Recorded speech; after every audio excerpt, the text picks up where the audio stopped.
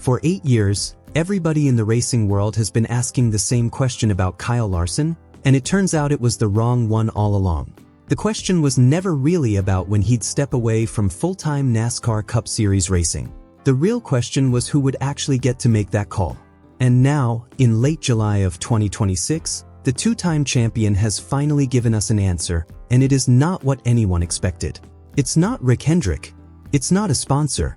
It's not even Kyle Larson himself. There are 3 people who now hold the future of the number 5 car in their hands, and not one of them is old enough to drive a car on a public road. To understand how we got here, we need to rewind all the way back to June of 2018. Kyle Larson was 25 years old, driving for Chip Ganassi Racing, and still very much building his name in stock cars. During an interview on a podcast, he dropped a comment that would follow him for years.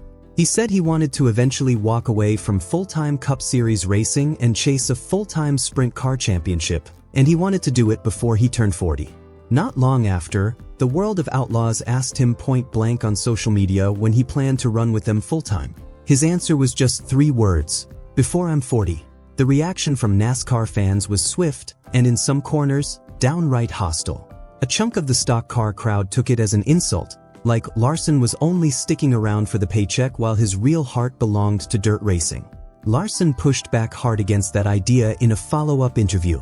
He said the money was great, sure, but that he wouldn't still be in NASCAR if he didn't genuinely love it and have fun every single week. He talked about how unique the NASCAR lifestyle is, the fan connection, the whole atmosphere, and he flat out said that anyone who thought he didn't love this sport was crazy. Here's the piece of context that usually gets left out of this story. Back in 2018, Larson was under a strict limit with Ganassi, capped at around 30 dirt races a year, with none allowed during the playoffs. He was boxed in, so that promise to go dirt racing full-time was partly a reaction to a schedule that wouldn't let him do nearly as much of it as he wanted. Fast forward to today, and that restriction simply doesn't exist anymore.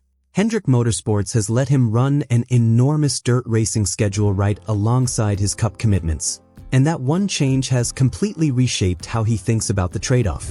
Which brings us to late July of 2026.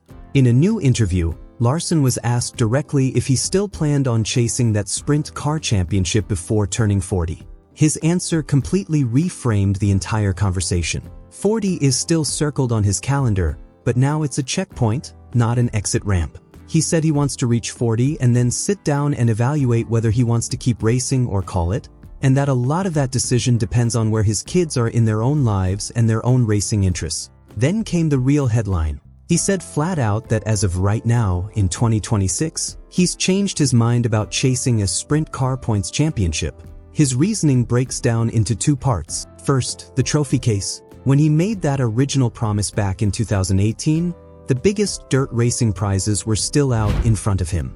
Now they're behind him. He's won the Knoxville Nationals 3 times. He's won the Chili Bowl 3 times. He's won the King's Royal. On top of that, he co-founded High Limit Racing, a national touring series built to go head-to-head with the World of Outlaws, alongside his brother-in-law Brad Sweet. The scarcity that made a championship chase feel necessary just isn't there anymore. And the second part of his reasoning is pure arithmetic. He said he honestly doesn't know what a season-long championship would even add to his career at this point, so he's just not interested in the idea the way he used to be. He pointed out that by the time he's 40, his kids will likely be busy with their own racing schedules, and running an 80 to 90 race dirt season on top of Cup racing just isn't appealing anymore. He even laughed and said that's a way busier schedule than he's currently running. So here's the honest way to frame this. The ambition never actually died. It's the scarcity that disappeared. Kyle Larson has already collected the signature wins that build a dirt racing legacy. Chasing a full points championship at this stage would mean grinding through 80 or 90 races a year, and that's a grind, not a missing trophy. And that takes us to the 3 people who are really steering this decision. His son Owen is 12 years old and already racing. His daughter Audrey is 8 and has also started competing. And his youngest, Cooper, is closing in on 4 years old and getting close to the age where he could start too. It's their schedules, not their fathers, that are going to shape what happens next. Larson actually laid out this math himself back in November of 2025, right before he clinched his second championship at Phoenix. He explained that by the time he's 40, Owen will be 18, Audrey will be in her mid-teens, and Cooper will be around 10. He said life is going to look completely different for his kids by then, that they'll hopefully be finding their own success, and that if Owen or Audrey are racing seriously, he wants to be part of that chapter of their lives. And that's really the pivot point here. The chapter after his Cup Series career might not involve Kyle Larson behind the wheel at all. It might involve him standing on the other side of the pit wall, cheering as a dad instead of competing as a driver. Just picture the difference. The 25-year-old back in 2018 was planning his future entirely around his own race schedule. The 33-year-old today is planning his future around 3 completely different schedules that don't belong to him at all. Now, before anyone jumps to calling this a retirement announcement, let's be clear about the contract situation. Back in February of 2026, Larson signed a 5-year extension with Hendrick Motorsports that runs all the way through the 2031 season, and his crew chief Cliff Daniels signed on for several more years right alongside him. Larson himself said he doesn't get too caught up in the length of these deals, but that it's nice knowing he'll be there for at least 5 years, hopefully more, and that in the meantime his only job is to try to win more races and more championships. He even said this contract gets him right up close to that age 40 mark, and then they'll figure out what comes next. And here's a detail that really shows how much Hendrick values him. Rick Hendrick has publicly said he would have handed Larson a lifetime contract if Larson had been open to it. So the honest way to look at all of this is simple. Nothing changes before 2031 at the very earliest. Everything else being talked about only applies once he's 41 or older. Now here's the part that complicates the whole picture. Heading into the Brickyard 400 in late July of 2026, Kyle Larson had gone 45 races without a win, a drought stretching all the way back to Kansas Speedway in May of 2025. That's the longest winless stretch of his entire time at Hendrick Motorsports, and it started right after he won the 2025 championship at Phoenix. But when you look closer, this isn't a speed problem, it's a closing problem. At Bristol, he led 284 laps and swept both stages, only to finish third. At Kansas, he led 78 laps and took the second stage before strategy dropped him back to second. At Las Vegas, he led 62 laps before fading all the way to 7th. Across the first 11 races of 2026, he led 499 laps, one of the highest totals in the entire garage, and converted exactly none of them into a win. Some of the rough finishes look worse on paper than they actually were. A 34th place run at Chicagoland came after he led 23 laps and spun out from second. A 34th at Echo Park came after a strong day ended in a late multi-car wreck. A 15th place finish at North Wilkesboro came after early pit road damage forced him to fight back from the rear all day. In fact, in the 6 races before that rough stretch, he finished inside the top 5 separate times.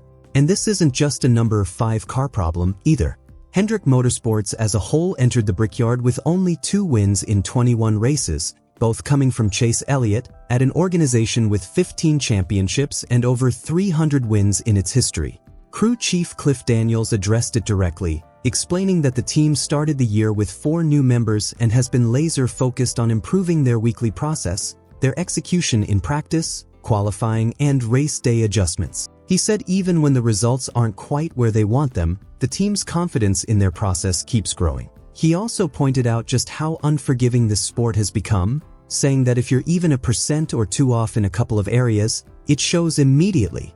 He confirmed Rick Hendrick personally met with the team to reinforce that improvement takes time and results will follow. Larson's own take on the situation was refreshingly blunt. He said fans probably pay more attention to the streak than he does, but admitted he'd obviously have loved to already have a win, adding simply that they just haven't been good enough yet. When asked where the team really stands right now, he said he thinks they're a 4th to 7th place car and that their job is just to finish there consistently. So does this winless streak change his retirement timeline at all? The evidence says no.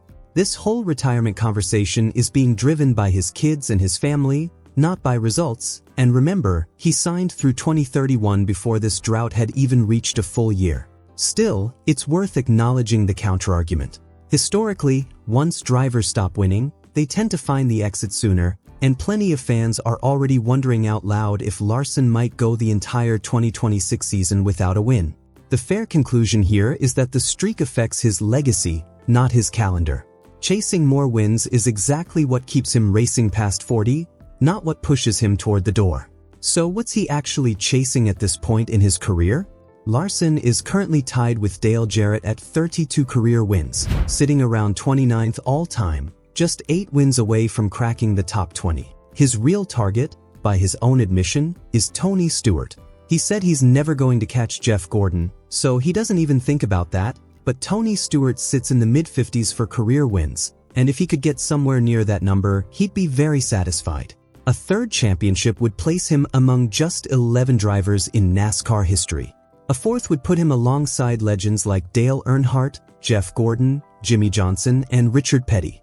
He's averaged exactly 4 wins a season in the current era of the sport, 4 in 2022, 3 in 2023, 6 in 2024, 3 in 2025. If he holds that pace for 7 more years, he'd land somewhere around 60 career wins by 2032. And the dirt racing door isn't closed either, just not as a full championship chase. High-limit racing ownership, the Chili Bowl, and the Knoxville Nationals are all still very much on the table. There's also a good reason this sprint car title was always going to be a long shot in the first place. Very few drivers have ever won national touring sprint car championships in their 40s. Steve Kinser won 7 of his 20 titles after turning 40, with his last coming at 51. Donnie Schatz won titles at 40 and 41. Danny Lasowski won 1 at 42. Meanwhile, Larson's own brother-in-law Brad Sweet retired from full-time sprint car racing at just 39. And the field Larson would be up against around 2033 would be young and hungry, with rising stars like Buddy Kofoid, Ryan Timms, and Corey Day all still in their 20s or early 30s. In a way, Kyle Larson may have talked himself out of a fight he was destined to lose to the calendar anyway. Back in 2018, the promise was before I'm 40.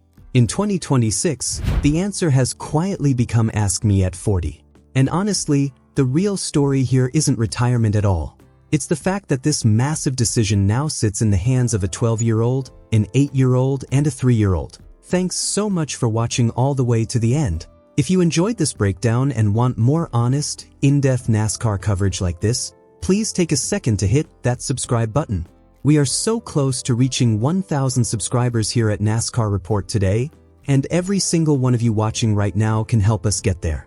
It genuinely means the world to us, so thank you for being part of this journey, and we'll see you in the next one.